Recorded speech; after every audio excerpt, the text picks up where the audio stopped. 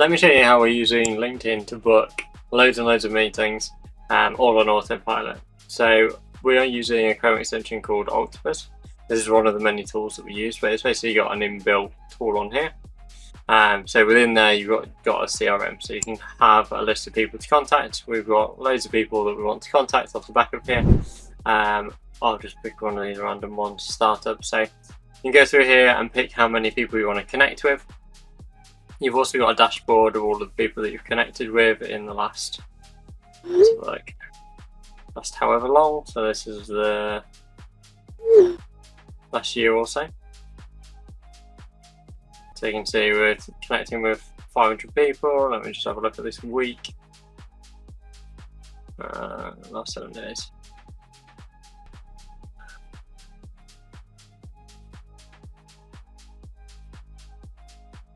Awesome. So you can see that we haven't done any yet today. So I will run that for you. Last week we did.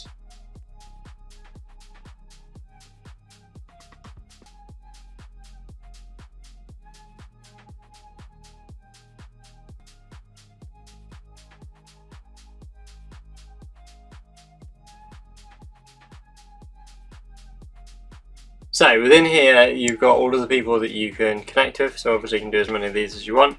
LinkedIn's normally got a fairly hard limit at 200 connection requests. So you can literally just press this to run and it will go through and connect with these people individually. So you can see it's opened a separate tab here. This is what it's using to actually go away and make those connection requests. So as you can see, I'll sit and watch this one go for you. So normally they space them out between 2 and 7 minutes, just so that then they've got like a bit of a gap in between, so that you're not connecting with 200 people in approximately 20 seconds. Follow me for loads more tips.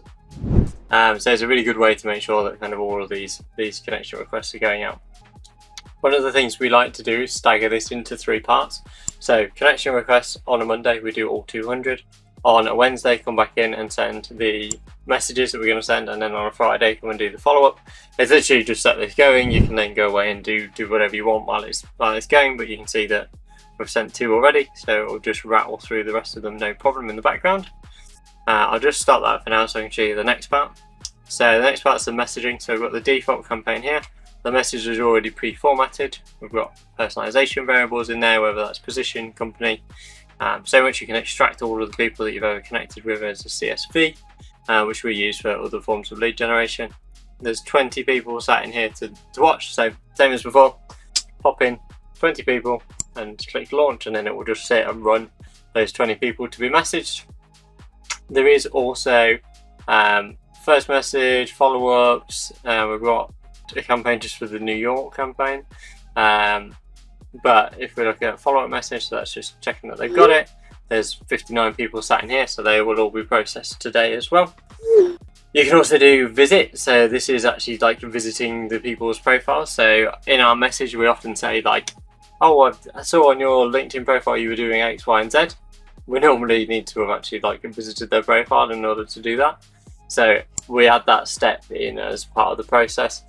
So come in, go onto there, connect with, visit 133 people, and then we send the message straight afterwards. So these kind of like drip feed into each other. So once they're connected, it moves the message. Once the message is done, it goes to the follow-up, and so on. So then you've got all of that in there. Visits we always do before the message, but we've just got everyone that goes into this one. You can even endorse. So if you would like to endorse 7 skills, we haven't got this set up, so hence why there's nobody in here. I just find it's pushing it a little bit to endorse people's skills that you don't know of, in the hope that they're gonna reply to your messaging. But you know, it does work. People use it. It's here for a reason. Follow me for loads more tips. So I'm just gonna get this going back on 200 more connections, and then we'll show you how you actually add some leads into this. So if you wanted to go for, let's do startups, people that are tagging startups in their first name. So we're going for people. All of these people are going to have startups somewhere in what they're up to. You do need to be careful with like the phrase startups. That it's not, we help startups like Lawyer and AI startup.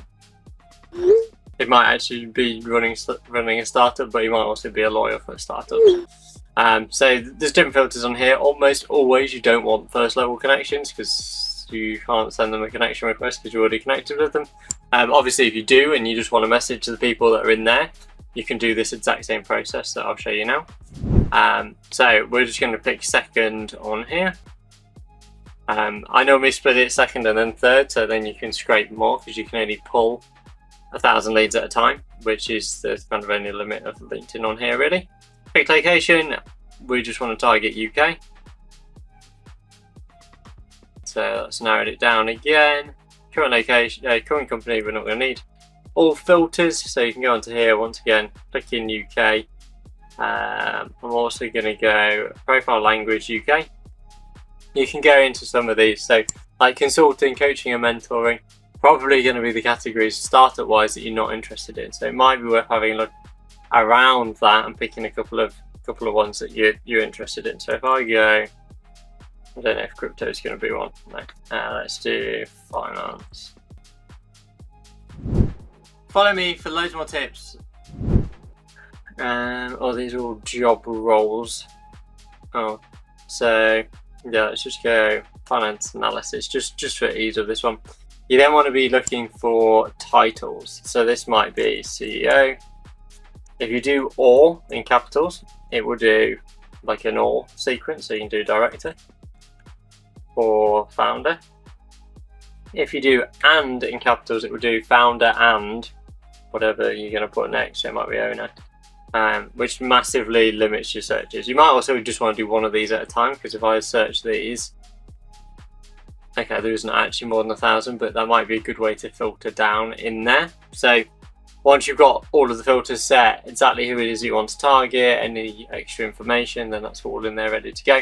Another one, if we've got like tens of thousands or hundreds of thousands of these, is just put the letter A in first name, and it will only bring up the names that start with A, and then you can kind of like cycle through and break it down that way. So what you're going to do now is go back onto Octopus. I'm just going to have to stop the other one running, and this is where you can pull people into your different campaigns. So just select which one you want. Obviously we want it in campaign. I'm just going to pick a random one that we're not using at the minute, and then you can extract all 255 people into that, and it's just going to pull these leads out, scrape all of these and log them in your CRM to be contacted. So really powerful way to just get all of the people that you want. It also works with Sales Nav. If you've got a Sales Navigator account, which means you can do a bit more detailed filtering. But yeah, and then you can do like third level, say a couple more on there. If you want to change some of the keywords, then you can throw those in on there as well. There's so much you can do just with these very basic filters. Another one that we like to do, so if you want to go for startups, just for that example, you can have a look at events. Events are a really good one. Obviously they need more than 7 people attending, but follow me for loads more tips. These are people who are actively on LinkedIn, actively using LinkedIn as a social media platform. There's not one with crazy numbers on today. I mean, there's hundreds of these events, but like for ease of just doing this, 65 people. This is a pitch event, so all of these people are going to be running some level of startups, or at least very interested in the space. And there's an Eventbrite link on there, but if you go and click that you're attending this event, you get access to all 65 people who are also attending it, and then you can just scrape all of them with the exact same process, going on to Octopus and doing it. As that means that all of these people not only are using LinkedIn, they're also taking part in the startup space, so you know that they're there. You can still search within that, so if you get 10,000 people in an event, you can sit and have like 10,000 people ready to contact in there, and filter it down using job titles and stuff like that, so that you are actually getting the relevant people. But yeah, I hope that gives you an overview of the tool and shows you one of the many tools that we're using. We've now got a way to get around the limits on here, so there's still a couple of limits, like you can only connect with 200 people, you can only message people you're connected with. We've got a couple of sneaky ways around that, so if you want to know that, then book a call with us and I'll show you exactly how we do it.